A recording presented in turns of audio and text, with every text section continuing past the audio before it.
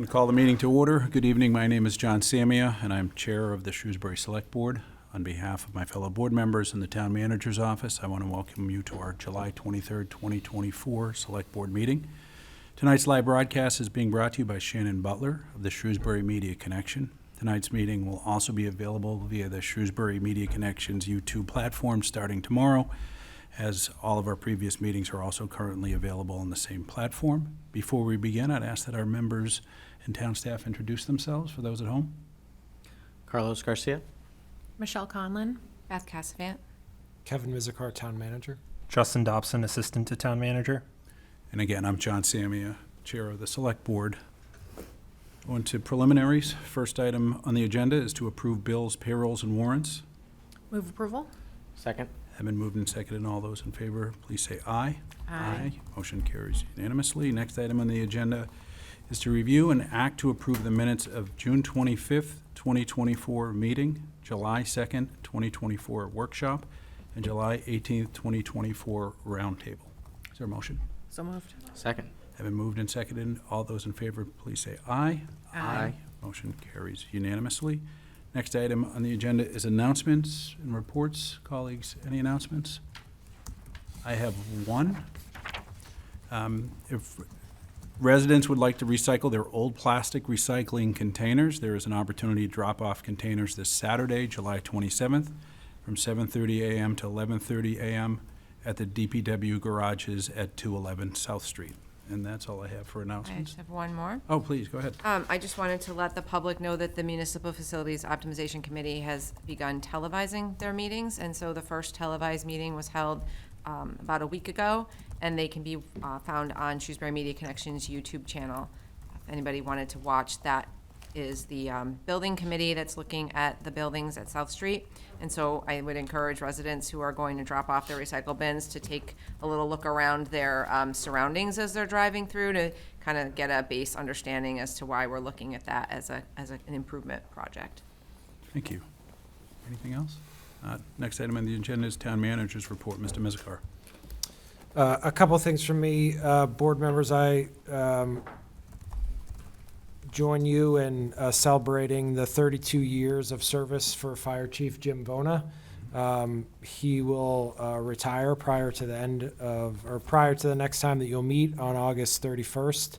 And I'm happy to report, as we did publicly late last month, that Seth Colby will assume the position of the fire chief on August 1st. So Chief Vona has, as I mentioned, served the community through the fire department for 32 years, the last 14 of them being at the position of chief, and has done significant to not only improve the operations of the Shrewsbury Fire Department, but his contributions through FCAM, which is the fire chief's professional association in Massachusetts, and other similar organizations across not only the region but the nation. He's served everyone and done it with the highest of honors. So we want to thank him for all his service to the community.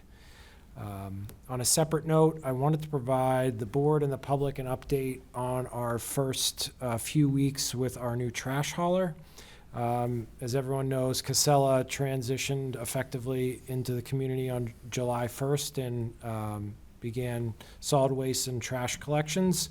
To date, Casella's team has overall demonstrated a high level of responsiveness to any reported issues that have come up. Certainly since the first week of service, we saw some misstops, extended working hours, but this situation improved significantly for the second week and noticeably better by the third week. I do want to report that when comparing the data for the first 18 days of service to the prior hauler, it's observed that the call volume for that same period of time is about 70% lower than it was for the first 18 days with the prior contractor. So that's quite different. There was a specific issue that came up with regard to the cardboard dumpster at 211 South Street, and this was rapidly addressed by Casella. The dumpster there wasn't providing appropriate service for residents that wanted to do drop-off, and that's been fixed. One challenge that we have experienced and should no longer experience this week due to modifications and improvements to the vehicles, the trucks, is the liquids that have come out of the back of some of the vehicles due to poor seals. They have a solution in place, and they've responded and done some street washing or whenever liquids have come out of the truck in the past. We'll continue to do that, but hopefully due to the modifications that they've made to the trucks, this will no longer be an issue by the end of the week. The challenge that Casella is facing here is these trucks are temporary. Despite us letting the contract with them earlier this year, they don't anticipate having their full fleet that they've bought just for Shrewsbury until January. But the solution will come much before that, again, by the end of the week, and we'll continue to work with them and make sure they're responsive to any concerns that come up. Thank you. Any questions or comments? One request, just understanding that number of complaints is 70% less. If we could get a similar report just the next 2 months. Sure. So every other meeting for a couple months, just to stay on top of it, although it appears that Casella has been very responsive and their experience as a yard waste hauler is paid off. So if we could just get that.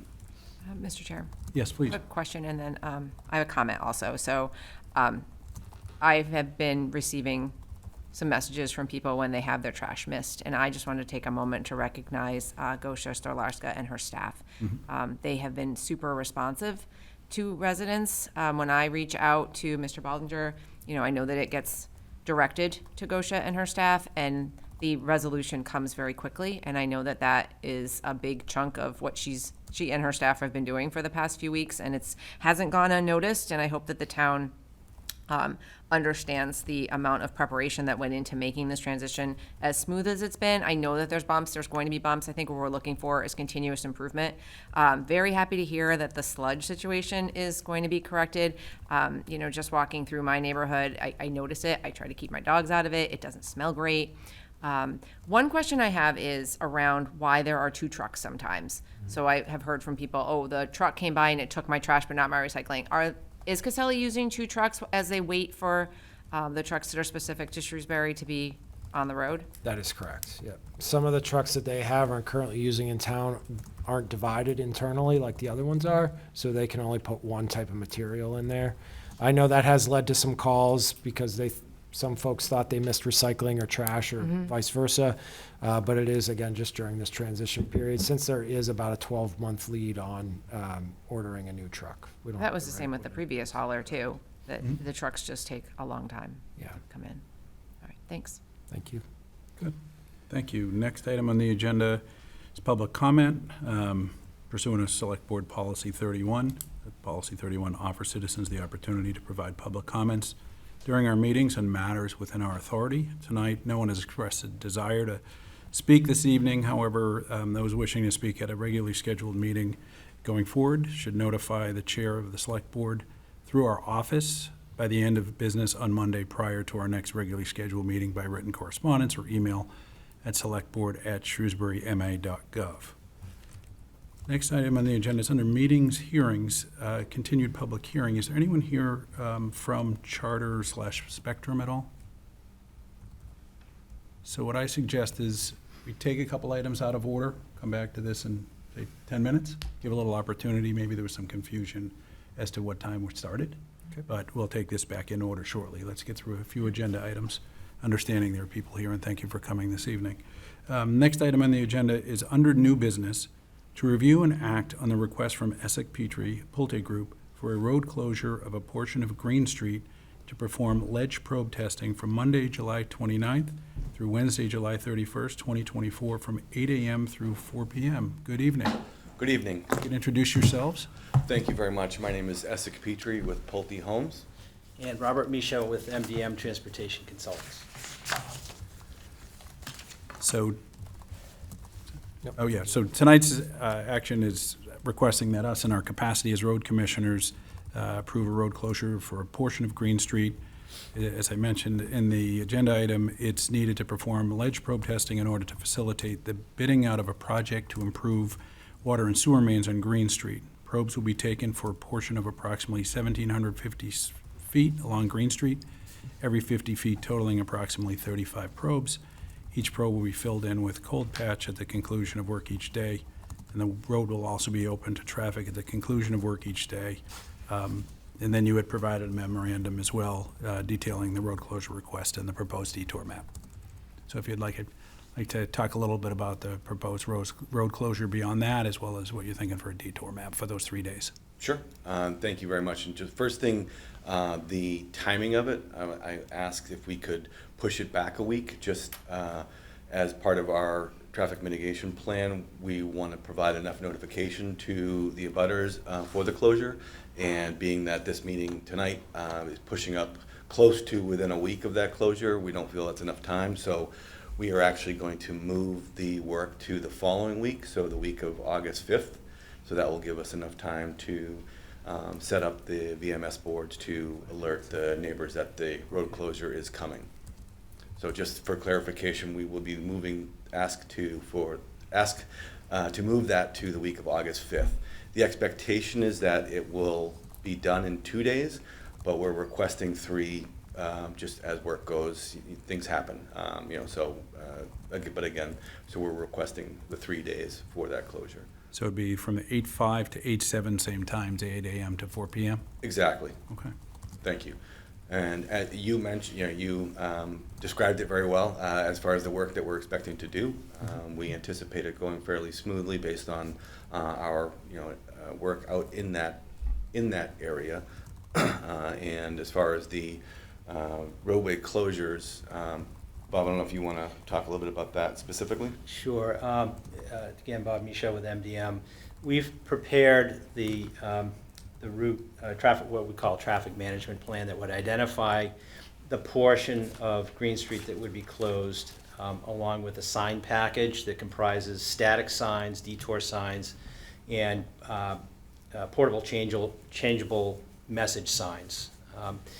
There is a certain protocol for placement of those signs in advance, at least 6 days in advance of the work being conducted, so that there's proper notice given to the general motoring public. There are 3 specific locations where those variable message signs would be placed, both in the eastbound and westbound approaches to the Green Street corridor, as well as along the Centec Boulevard approach to Green Street.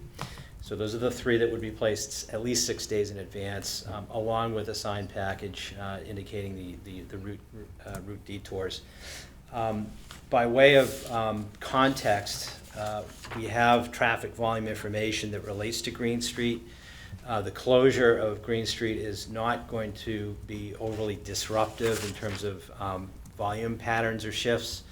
To put that in context, we know that today during peak hours, that portion of Green Street currently accommodates fewer than 10 vehicles per hour in the southbound direction and fewer than 60 during the peak hour in the northbound direction, and far less than that during the typical hours of the day between 8 and 4. So we don't anticipate that there will be a noticeable change in any of the local neighborhood streets as a result of the shift. The work is subject to a Mass DOT permit, as these variable message signs need to be placed within the state highway. We understand that the town, serving as an applicant for that, has submitted that package and is pending approval.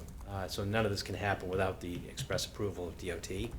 And they'll have technical eyes on this as well to ensure that the sign packages are appropriate and compliant with MUTCD standards. Quick question on the permit. Is it flexible from a date standpoint, or does the permit have to be resubmitted? I believe it would be flexible as to dates. They're typically given in cases like this over, say, a 3-month window. Okay. And to the extent any amendment of that were required, it would be a fairly simple matter to simply call up district office and change that. Okay, thank you. Any questions? It's very straightforward. Yeah, I think so too. Thanks for your presentation. Thank Is there no, Mr. Mizuko, any questions? So what's the pleasure of the board? I move the board to approve the road closure request of Essex Petrie Pulte Group for a road closure of a portion of Green Street to perform ledge probe testing from Monday, August 5th through Wednesday, August 7th, from 8 a.m. to 4 p.m. Second. Have been moved and seconded. All those in favor, please signify by saying aye. Aye. Those opposed? Motion carries unanimously. Thank you. Thanks for coming in. Thank you very much. Appreciate your time. Thank you.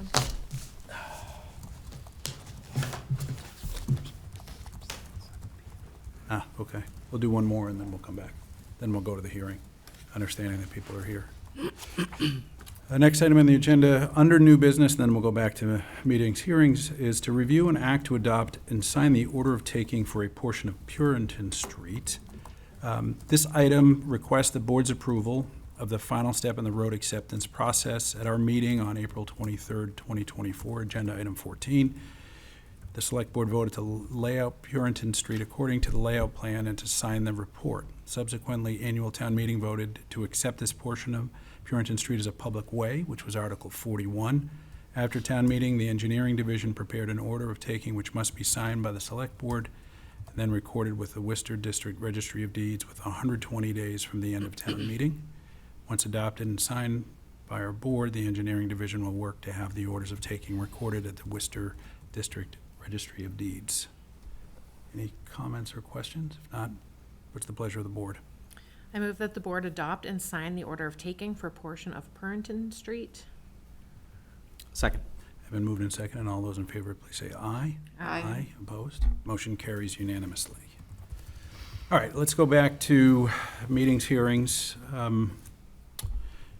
We'll reopen the public hearing, continue public hearing to review and act on the cable television franchise application of Spectrum Northeast LLC, an indirect subsidiary of Charter Communications. So what we'll do, is hoping to have an opportunity, we've read the record from our last meeting, which was May 28th, had an opportunity to come up with a lot of questions, and rather than have everybody here listen to all of the questions, I developed a list of 17 follow-up questions based on testimony. I'm not going to read every one of those. I'm going to give a very, very, very brief overview, but submit them for the record. There are no answers. A lot of them are preliminary answers that we received.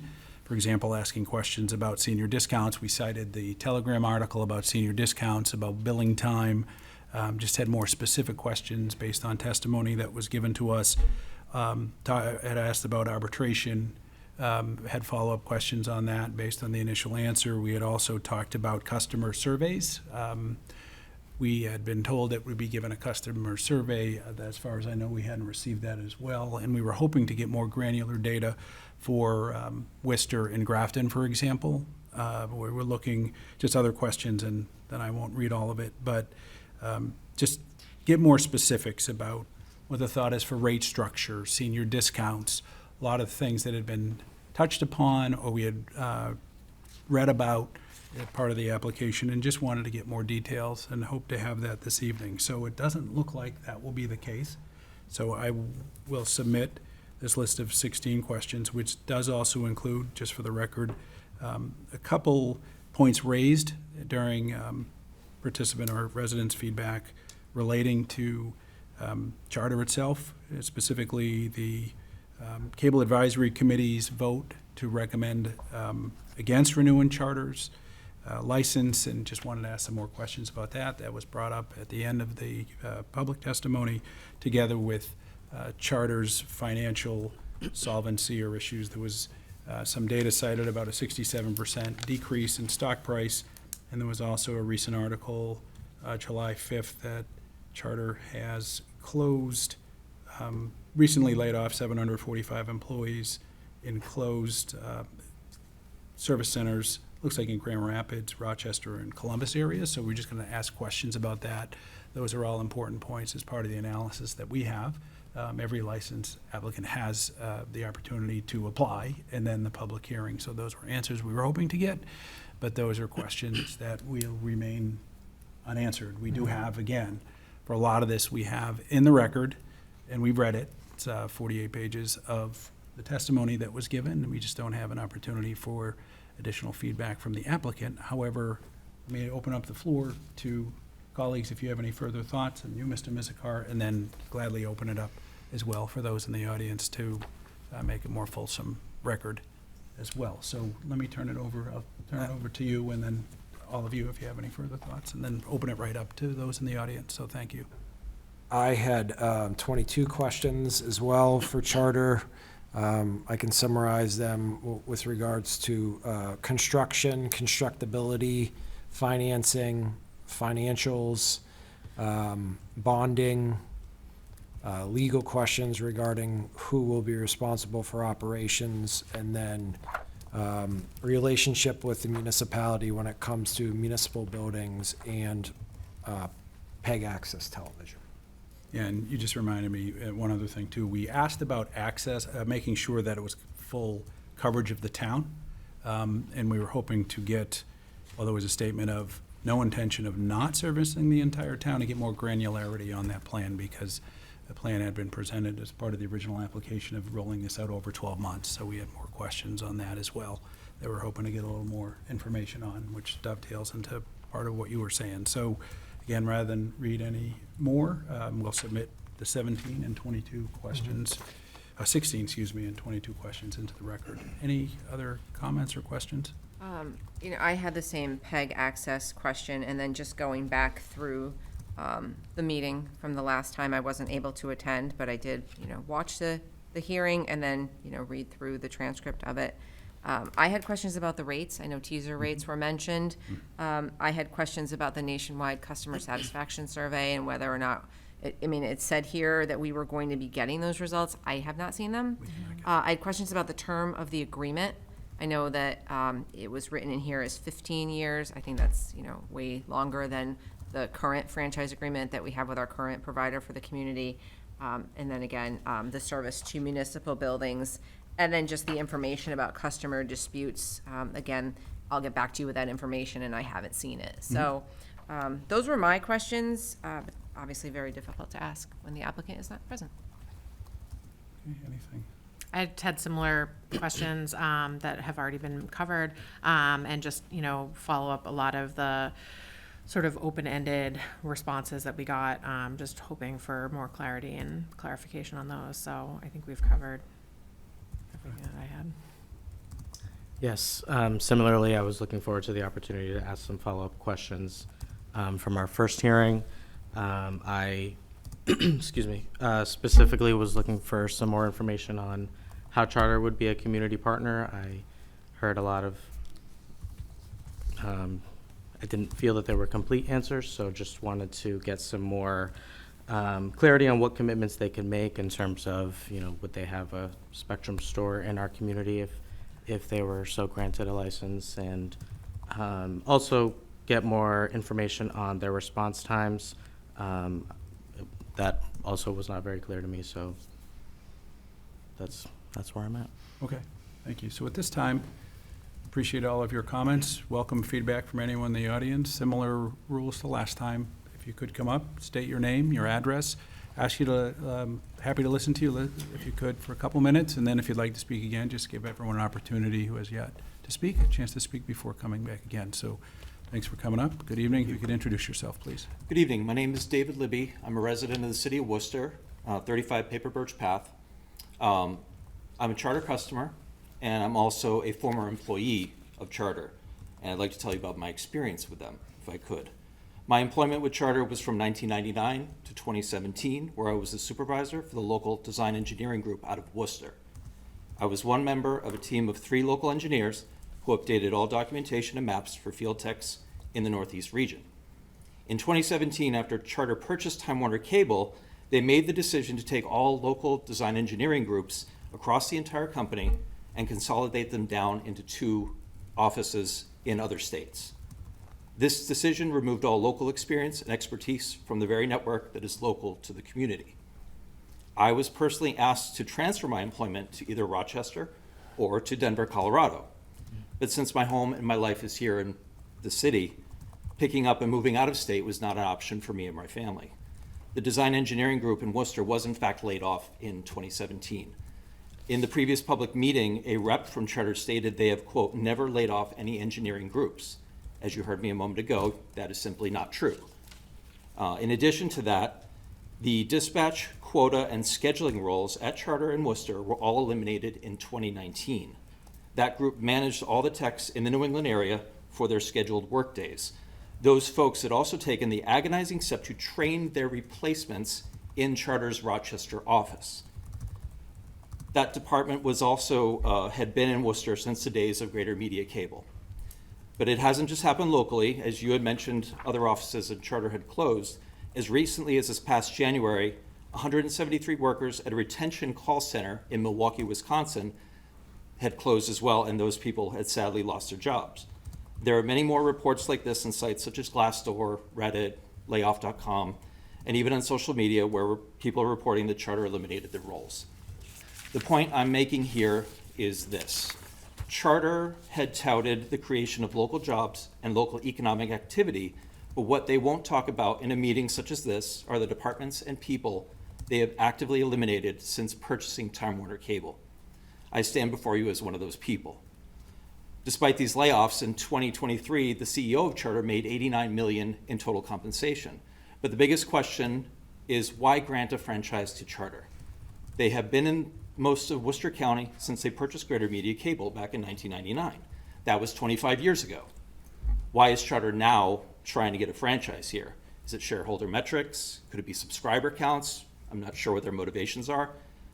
Which, by the way, Q1 reports in 2024 show that Charter lost a total of 72,000 internet subscribers.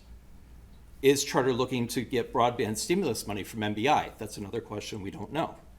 Broadband exists in Shrewsbury now, so it's my hope if they are looking for MBI funds, they would do that only to build out towns that don't have any broadband, such as the very Western Mass towns that only had dial-up and DSL. But again, broadband exists in Shrewsbury presently. So as a Worcester resident and a Charter customer, I caution you. However, the moment Verizon Fios is live in my neighborhood, because that's the only other option I will have, I will be switching. I also have a sister who lives out of state in a different Charter territory. She dropped Charter service as well and went with AT&T Fiber very recently. Also knowing you have, I wrote this with the intention that they would be here, knowing that they have built out entire towns doing fiber, but they won't upgrade their existing HFC technology, their coax systems, tells me they're not serious about providing the best to their customers. In closing, I want to remind everyone on this board that the Cable Commission in Worcester voted unanimously to not renew their franchise with Charter. Does Shrewsbury want to go down the same path? Thank you. Thank you. Thanks, Mr. Libby. Good evening. Good evening. My name is Joe Malaver. As you can see, I work for Selco, but I'm also a town resident. I live in 9 Pond Avenue. So my perspective is both from a town employee and a Shrewsbury resident. So I was hired by Selco in 2006. I was always encouraged to better myself because that would help me providing the best service to our Selco customers. I started at Help Desk doing phone support. And since the early days working at Selco, the culture, it was awesome. I was always reminded that we had to be an example, that we had to provide the best service that we could, because our owners were the Shrewsbury residents, the Selco customers. And that was unique to me. That was fascinating. I was young, out of school, and I was eager to conquer the world, and the culture at Selco kind of got me, and I mean, almost 18 years later, I'm still part of Selco. I was always reminded of the many accomplishments that Selco had from the days of Jim Baker to today. Selco was always in the cutting edge of technology, always being an example. And of course, Jim Baker, in a way, also set the path paved the road for Selco to launch the cable services in 1983. So throughout the years, Selco has made a great accomplishment. Shrewsbury was the first municipality to offer internet services. So that was huge, again, accomplished by all of us. Then Selco was also the first to launch VOD services. This is video on demand. And this is in Massachusetts. That was even ahead of Charter. Ideally, Charter was going to be here so they could check my facts, and they will see that, yes, we have been always ahead of them. Similarly, we also launched first before Charter, we also launched HD services ahead of Charter. Now Selco started rebuilding their HFC plant, which is the cable plant, with fiber. We started building it with fiber. We are using a technology that is superior to what Charter has promised to build it. They're using EPON. EPON is a technology that is capped at 1 gigabit of service. Selco is using XGS, which is 10 gig of service. So we're already 10 times faster than what they're going to start building. And we have been building it for the last 3-4 years. Again, Selco is ahead of Charter, even on the internet side of things. So the biggest advantage that Selco has over Charter is that Selco maximizes the investment to ensure that Shrewsbury residents receive the best experience possible through our services. And I repeat it again, I quote it because I didn't want to forget to say this. The biggest advantage that Selco has over Charter is that we maximize our investment to ensure that Shrewsbury residents receive the best experience possible through our services. And for example, when we say that we offer our internet speeds, when we say we have 500 or 200 or 1 gig, that is, we're not saying up to. That's how the larger MSOs, like in this case Charter, tend to do. Because at sometime during the day, you may be lucky enough to hit a speed test and hit what you're paying for. Sometimes you will not, because it all depends on how congested the networks are. In the case of Selco, this is something I was taught since I got hired.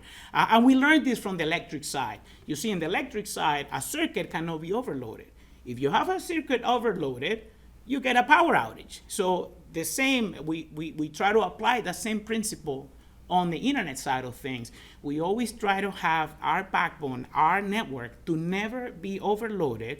And in the case that everyone gets sent home or that we have a snow day, we're gonna see that bandwidth consumption increase 10 times almost.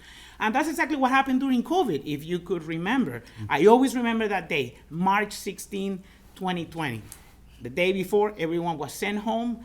The next day, everyone is panicking, and I was like, okay, hold on, I think we have enough capacity, and we did. If you recall, 2 weeks later, after everything was shut down, our school department was able to do e-learning. Why? Because we had the capacity. If you see the people next door in the Charter territory, they couldn't. They went month without having the e-learning for the kids that live in the Worcester territory or in the territory where Charter was providing services. In fact, we even have some of the teachers, because I troubleshooted a lot of those myself.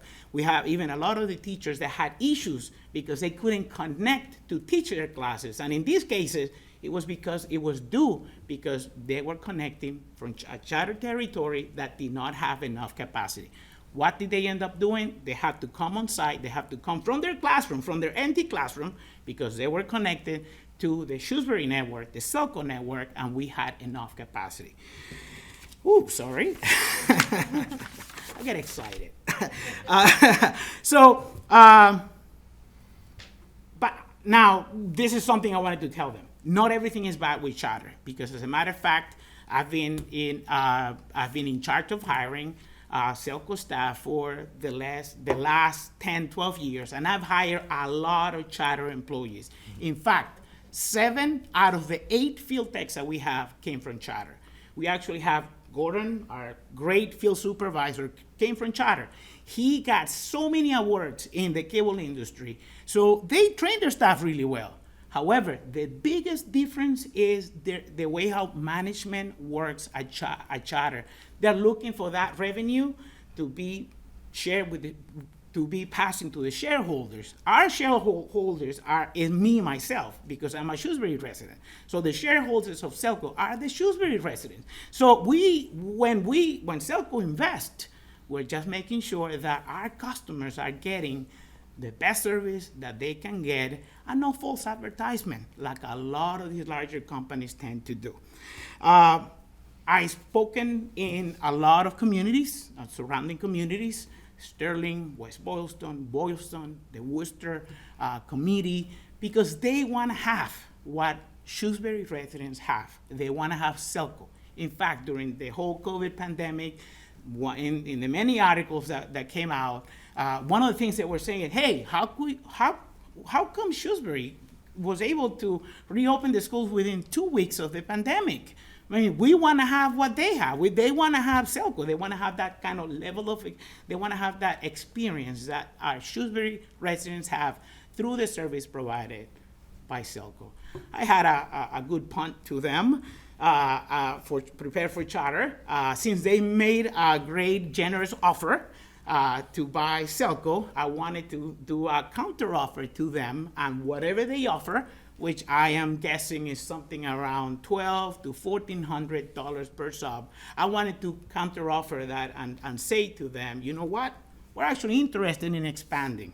We would like to bring that level of service that Shrewsbury residents have to our neighboring communities. So I wanted to even mention to them, if you are, I don't think they're doing good financially. If they want to sell a chunk of their network, Grafton, Boylston, West Boylston, Worcester, we would like to use that generous offer that they provided and buy their system. So ultimately, Shrewsbury does not need charter. The communities with charter, they need the service that Selco provides. Thank you very much. Thank you. Mr. Garabedian.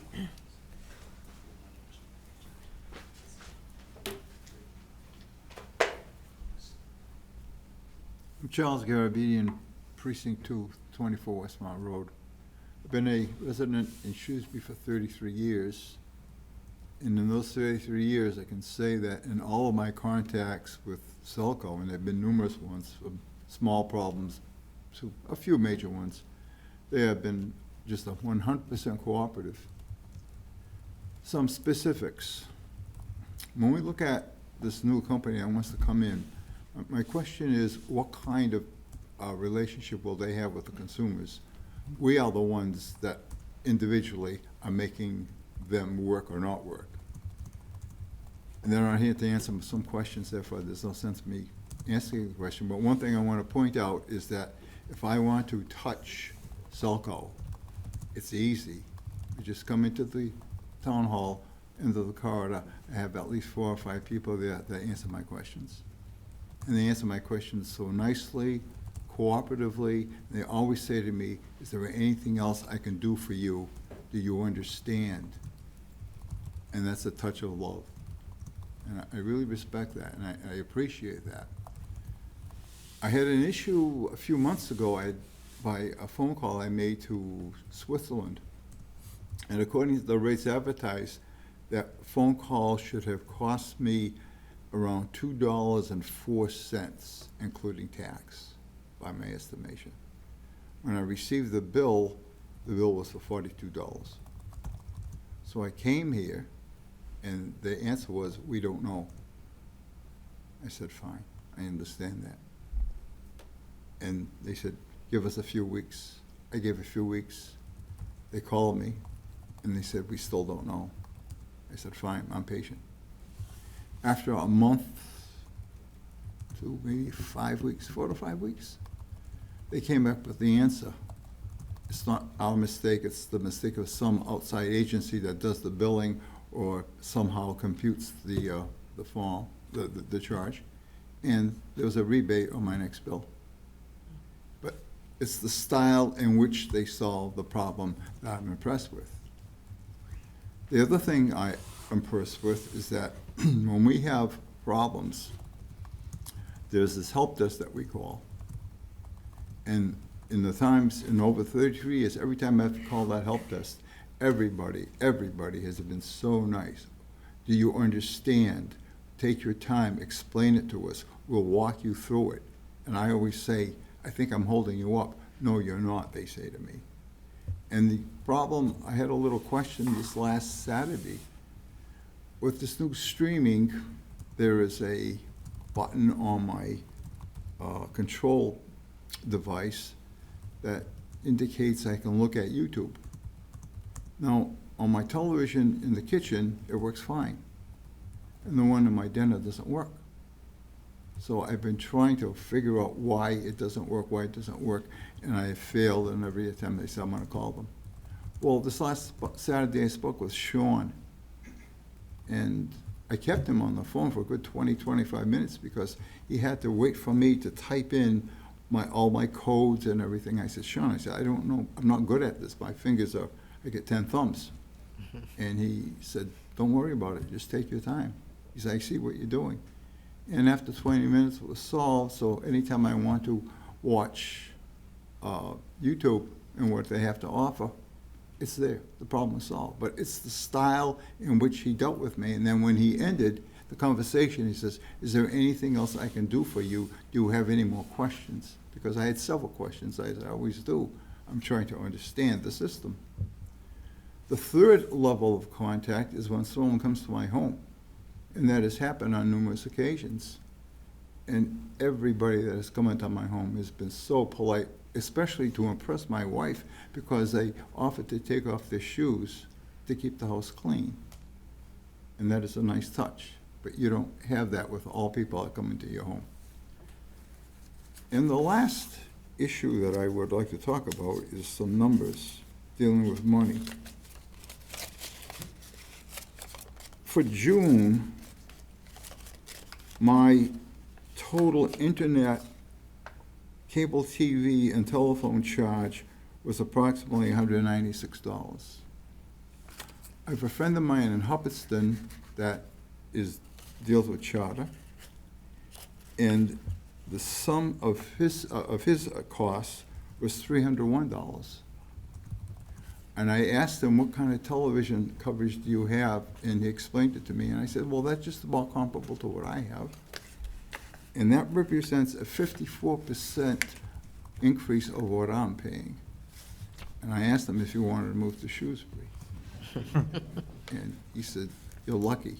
But he says, you have the money, he says, to pay it, but he says, I don't. And we go into this rankle of who has money, who doesn't have money. I said, no wonder you have no money.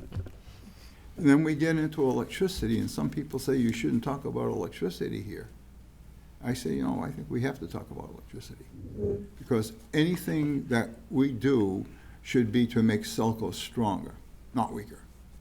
And by allowing this company to come in and compete, perhaps would make Selco a little weaker. I don't want that. I want to keep them stronger.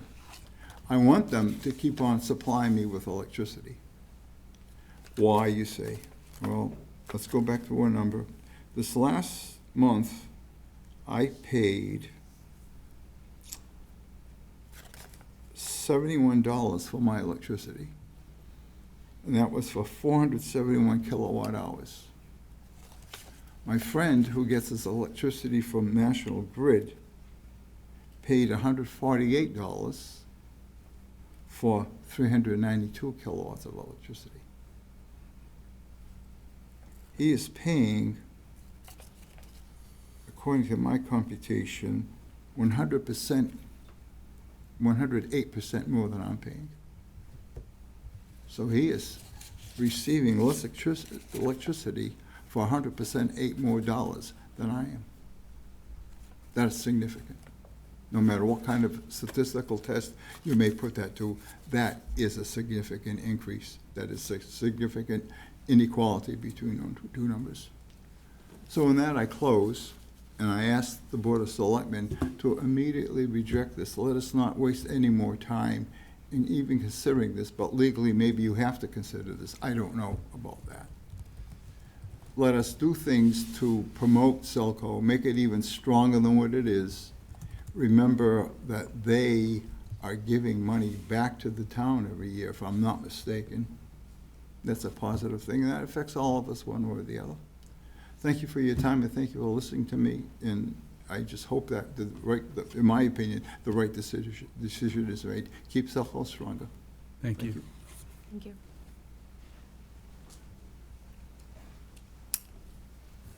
My name is David Snook. I live in Round Table Road in Shrewsbury, Massachusetts. Myself and my family has lived in this wonderful town for 30 years. I'd very much like to thank you for the opportunity to comment, and I'd really like to thank those eloquent comments that occurred before me this evening. First, a brief comment. I think everybody has been so impressed with the customer service of Selco.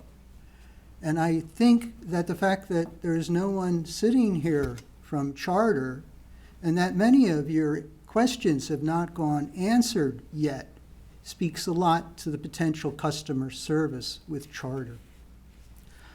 I'm also very impressed with the due diligence that the managers and the members of the select board have done, and looking at the various devils that can be in the details of, do you have financing, and what will you charge senior citizens, and that can go on, but it's so important to go through. But what I would like to submit is that the basis of this decision is really on much larger factors.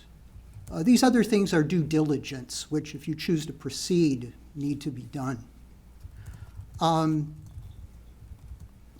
First, I'd like to comment on, to be fair, well, somebody might say, well, one should vote yes and allow Charter to provide services.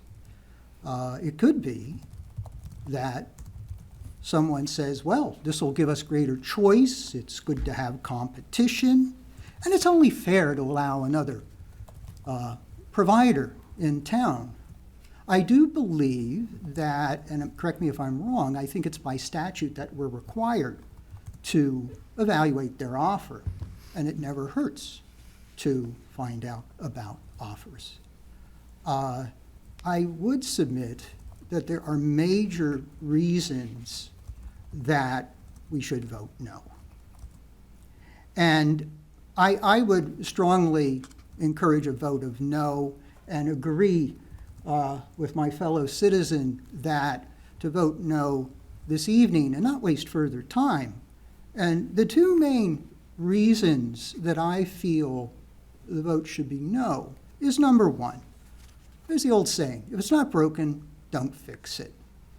And I don't sense that there's anything broken. I also have been majorly impressed with the customer service of Selco. They provide very good services. With the new streaming service that they have, it's hard to imagine bells and whistles that you might want that are not being provided. They also charge a fair price for their services. And then the second of the two large reasons are there are certain physics of economics of the long term that really need to be thought about. And what are those? Those are Charter has more than a right to try to make a healthy profit. They are interested in providing services to this town. And of course, they're looking to make an honest profit. There's nothing wrong with that. But to make a profit, they must charge enough over their overhead to make a profit. And the profit goes to shareholders. Well, to get into a new market, you're not going to get anywhere unless your charges are competitive with your competitor. So it only stands for reason that the initial charges will be competitive with the charges of Selco. I don't know what the negotiations have been. It could be even, well, we guarantee for 5 years that these will remain the same or have some cost of living increase. You could even go out 10 years. But eventually, if you're a good business person, and particularly if you are a company with very deep pockets, you're going to eventually undercut the charges of your competitor, and you can even run at a financial loss long enough until you can get more market share. But the day will come when the charges will be those of my co-citizens' friends rather than what we have here. And that, to me, is perhaps the biggest reason.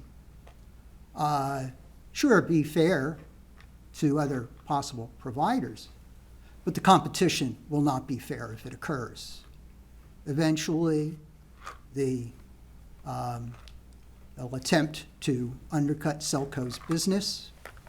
As Selco's business is undercut, their economies of scale will be weakened, and this decision is not to be made on fairness. This decision is to be made on what is in the interest of the citizens of this town.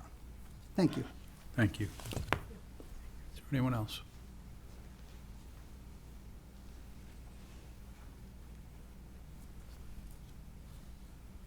Not seeing anyone.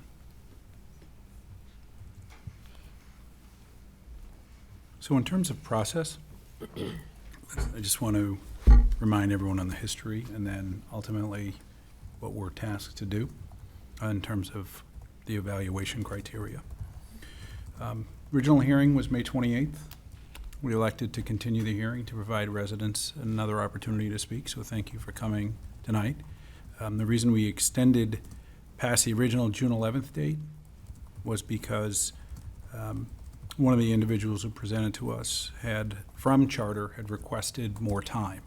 And that's why we ended up extending the date to July 23rd, tonight. In the comment, and it was in our last agenda too, directly from Charter, was in light of the comments of the hearing and some challenges around schedules, we would like to take some additional time. So that's why we're here now in July and not June 11th, based on the first meeting after. In making our decision, there is a statute on point in which we must evaluate it under. It's under General Law, Chapter 166A, Section 4, and we must review the application in Form 100 in light of that statute.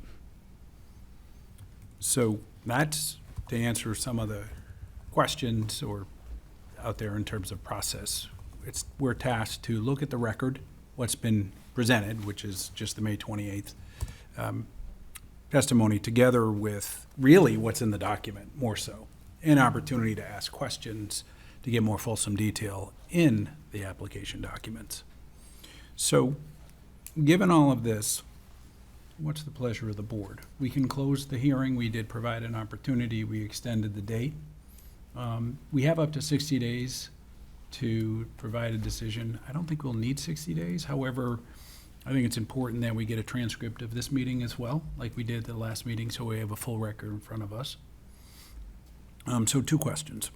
One a thought and then a question. But I think it makes sense to it takes about a week to get a transcript. I want to make sure we have the record in front of us, that not next meeting, but the meeting after that, would be ready to make a decision, to make sure we have everything in front of us. And we've given opportunity for Charter to come today. We do have testimony from the first. We've heard from a lot of residents. What's the pleasure of the board to close the hearing today? Then we could be able to meet, and that's where my head's at, is that we could close the hearing. I think we provided ample opportunity for Charter to come again and welcome that, particularly given some of the follow-up information that we have yet to receive. And we could close it today if that's what we desire, and then take it up in 2 meetings from now, the transcript for tonight, in addition to the prior one, and then we can look at it in light of the statute on camera and individually come to the conclusion. That make sense? May I just ask Sure. for a little clarification? This is the first time going into a situation like this where the applicant is not present. So if we were to close the public hearing this evening, how would we, is there an opportunity for us to receive those responses from Charter and have them be made available to the public on the questions that we had, the follow-ups? Mr. Mizikar.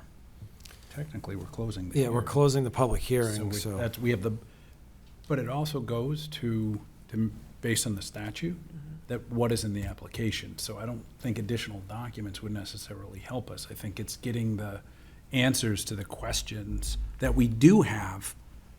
These are the first few that we had talked about, the first handful of questions going into service issues that Worcester had and we brought forward, and like we talked about senior discounts and a lot of the granular items, financial solvency, or related to ability to go forward with doing a project plan like this. Those are all, we did hear a lot of that information last time, but we just wanted to afford an opportunity to get more granular and give opportunity for feedback. So to answer your question, it wouldn't. We'd have the record in front of us. Okay. And that's the question. I mean, I'm comfortable, given that we have an application, we have provided an opportunity, we extended a second chance, extended the date beyond to accommodate. We extended the meeting today to reorder things, to give that opportunity, but that's something that I'm curious to hear from each one of you, if you're comfortable with closing, or? How was Charter notified of this evening's hearing? Earlier, as we were going through other agenda items, I went back and reviewed emails and confirmed that our attorney advised them of the date with the hearing starting at 7 PM this evening. Okay. And we have also put the Division of Telecom on notice that the hearing was continued to that time. Correct. And if I remember correctly, this date was also chosen by Charter, right? Because they weren't going to be ready for the earlier date? Correct. So they requested that it be delayed at least 2 meetings, and given that the board didn't have a meeting on July 9th, this was the next available date. Okay. I'm just curious what happens if, Charter were to say that they missed the meeting for whatever reason. I wanted to make sure that we had confirmed that that information was passed along. Absolutely. So that we don't find ourselves in a situation where we have to then, I don't know, hold another public hearing, reopen the hearing. They were notified on June 11th. Okay, thank you. It's the pleasure of the board. Motion to close the public hearing. For a second. Second. Have been moved and seconded. All those in favor say aye. Aye. Those opposed? So motion passes unanimously. The hearing is closed. As I mentioned, next item, we get the transcript for today's testimony. We'll have the application Form 100, both transcripts in front of us, and be ready 2 meetings from now to do our evaluation in light of General Law, Chapter 166A, Section 4. Okay? Good. Thank you, and thank you all for coming this evening.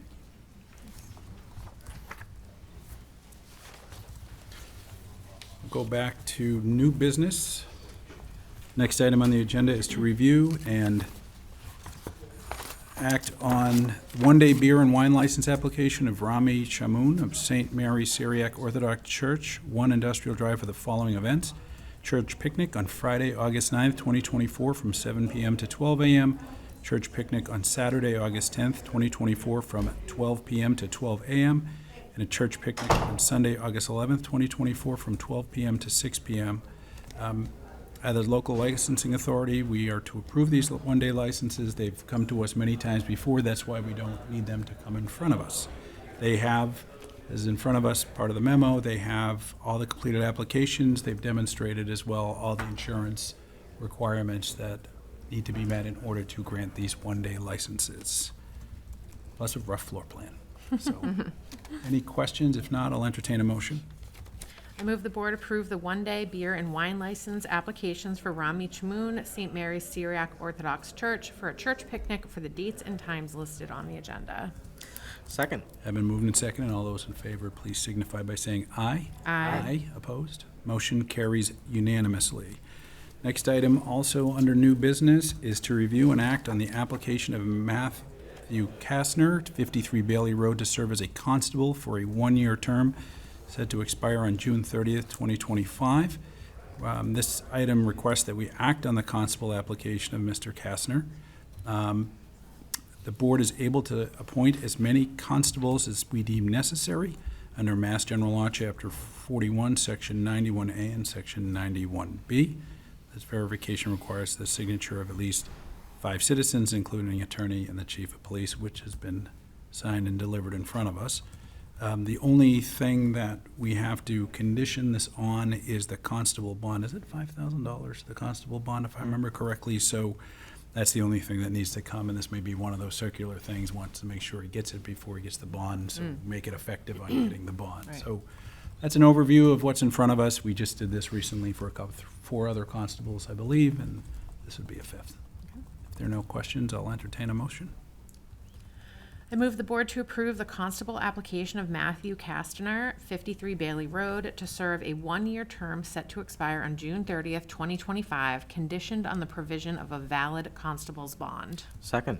Have been moved and seconded. All those in favor, please signify by saying aye. Aye. Motion carries unanimously. Next item on the agenda is to review and act to reappoint Robert Pine, 20 Montgomery Avenue, Worcester, to a one-year term on the Insurance Advisory Committee to expire on June 30th, 2025. And we've asked the question before. This is one instance where residency is not required for this role, hence Mr. Pine's eligibility, and he's served in this role, I think, during the time I've been on the board, or at least a handful of years. If there are no questions, entertain a motion.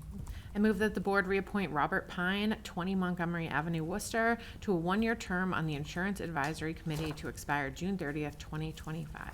Second. Have been moved and seconded. All those in favor, please signify by saying aye. Aye. Motion carries unanimously. Next item on the agenda is number 12, to review and act to reappoint Patricia Keaton, 26 Morningside Drive, to a 3-year term as a registrar of voters to expire on March 31st, 2027. I move that the board reappoint Patricia Keaton to a 3-year term as Registrar of Voters to expire March 31st, 2027.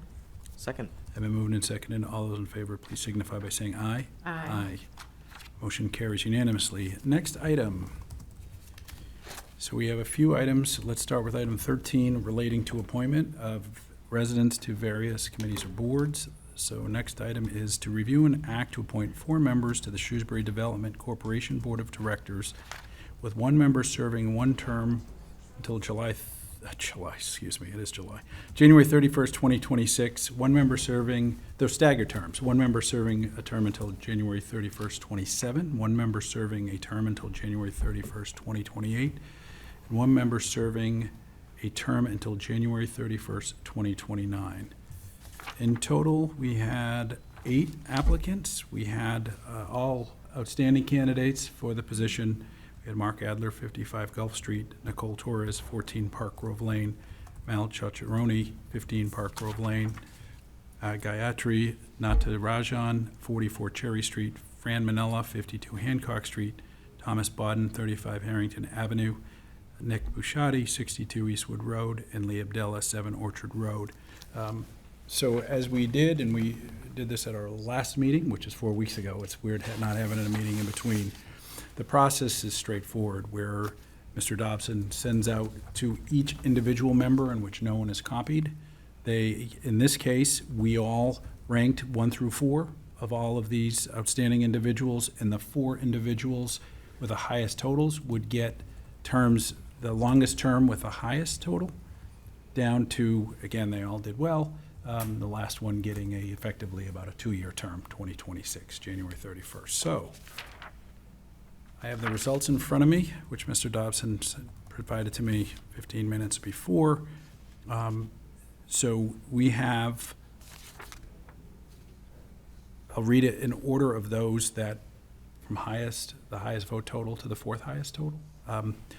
Lee Abdella, Mel Chacharoni, Thomas Bodden, and Nicole Torres. So if I were to look at the resolution, the terms would go from January 31st, 29, 28, 27, 26 respectively on those 4 names that I read: Lee Abdella, Mel Chacharoni, Thomas Bodden, Nicole Torres.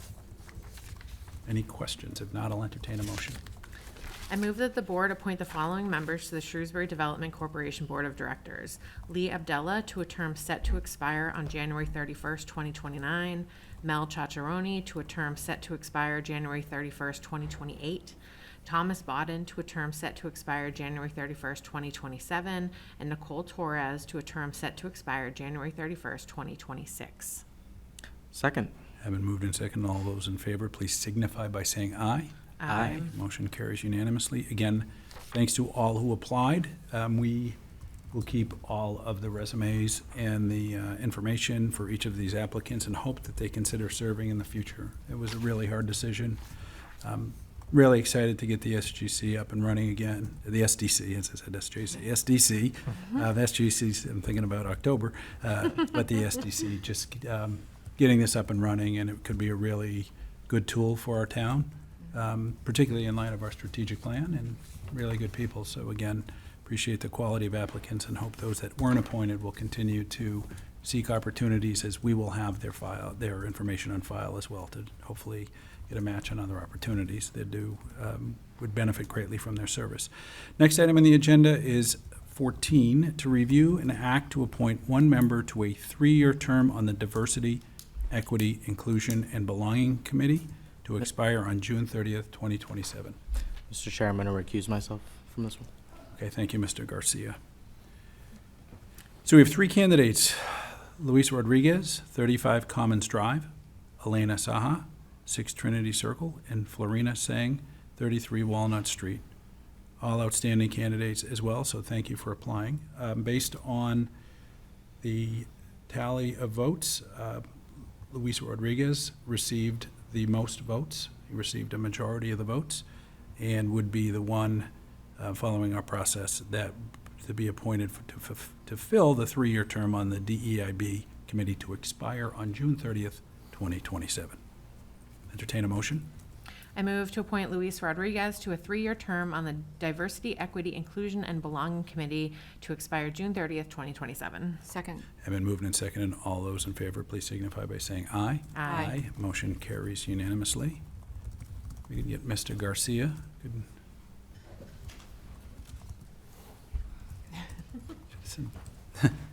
Next item on the agenda is agenda item number 15. This will be the last item before we go to correspondence, is to review and act to appoint one member to a 2-year term on the 300th Anniversary Celebration Committee to expire on June 30th, 2026. Civi Subramaniam at 8 Dickinson Circle and Andrea Castanetti at 25 Kingston Street.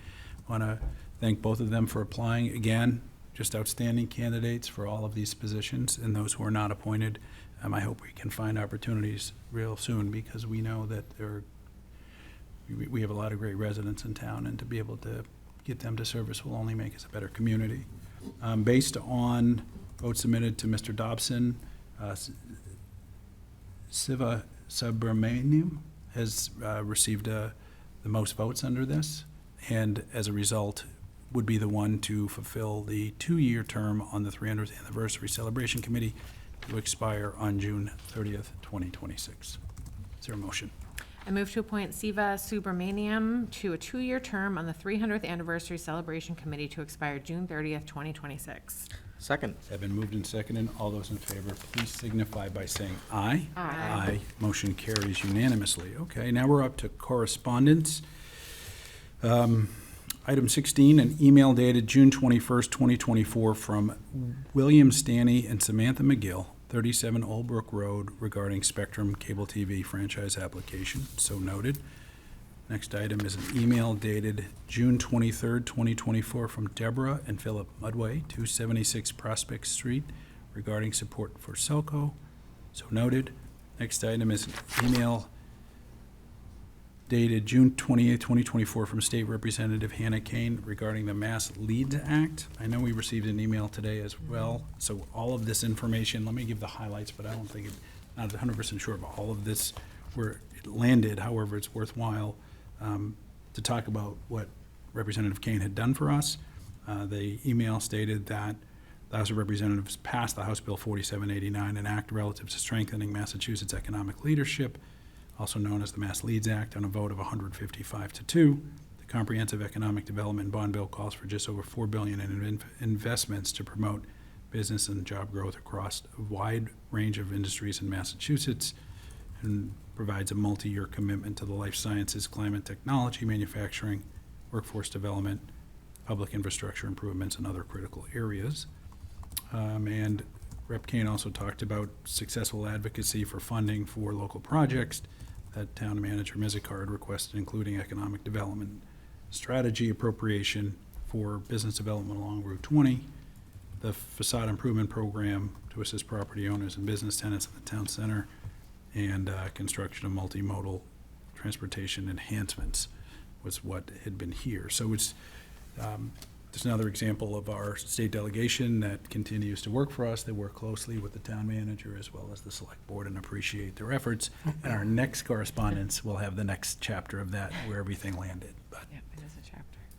So that is so noted. Appreciate Rep. Kane's efforts for our community. Next item, email dated July 14th, 2024 from High Ginsberg, 8 Valley Forge Drive, regarding warehouses at 142 Clinton Street, so noted. Next item is email dated July 15th, 2024 from Thomas Grisso, 4 Candlewood Way, regarding comment on 142 Clinton Street project. Just copying us. The correspondence he sent directly to the planning board, so noted. Finally, an email dated July 17th, 2024 from Jacqueline Legere, 8 Gulf Street, regarding Charter Spectrum Cable TV franchise proposal, so noted. And the ZBA decisions, ZBA decision number 22, item 22, ZBA decision of June 24th, 2024, for Marisol Avellaneda Berry for a special permit for property located at 108 Prospect Street, so noted. Item 23, ZBA decision of June 24th, 2024, for Guaranteed Builders and Development, Inc., for a special permit and variance for property located at 178 Oak Street, so noted. Next item, 24, ZBA decision of June 24th, 2024, for Steve Lucier for a special permit for property located at 201 North Quinsigamond Avenue, so noted. And the last item on our agenda is a ZBA decision of June 24th, 2024, for John Care